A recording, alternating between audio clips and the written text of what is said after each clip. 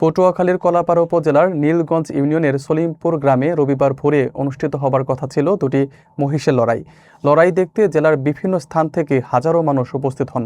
তবে প্রাণী কল্যাণ আইন অনুযায়ী কোনো প্রাণীকে লড়াইয়ে প্ররোচিত করা নিষিদ্ধ থাকায় উপজেলা প্রাণী সম্পদ কর্মকর্তা ও উপজেলা সহকারী কমিশনার ঘটনাস্থলে পৌঁছে লড়াই বন্ধ ঘোষণা করেন। দর্শকরা হতাশা নিয়েই বাড়ি ফিরেন। বিস্তারিত থাকছে পলাশ হালদারের প্রতিবেদনে।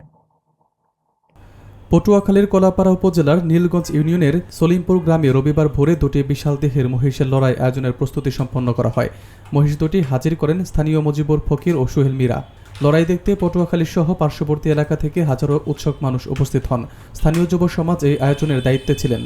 কিন্তু প্রাণী কল্যাণ আইন ৬ ধারা অনুযায়ী কোনো প্রাণীকে লড়াই বা প্রতিযোগিতায় উত্ত্যক্ত বা প্ররোচিত করা কঠোরভাবে নিষিদ্ধ। এই আইন অনুযায়ী অ্যানিমাল লাভার্স অব পটুয়াখালীর কলাপাড়া শাখার সদস্যরা উপজেলা প্রাণী সম্পদ কর্মকর্তা ডাক্তার মারুফ বিল্লাহ এবং উপজেলা সহকারী কমিশনার ইয়াসিন সাদিক ঘটনাস্থলে পৌঁছে লড়াই স্থগিত ঘোষণা করেন। উপজেলা সহকারী কমিশনার ইয়াসিন সাদিক জানান, প্রাণীর লড়াই নিষ্ঠুরতা হিসেবে গণ্য এবং ভবিষ্যতে এই ধরনের আয়োজন করলে আইনানুগ কঠোর ব্যবস্থা নেওয়া হবে। লড়াই বন্ধ ঘোষণা হওয়ায় উপস্থিত দর্শকরা হতাশা নিয়ে ফিরে যান আর মহিষ দুটি নিরাপদে ফিরিয়ে দেওয়া হয়।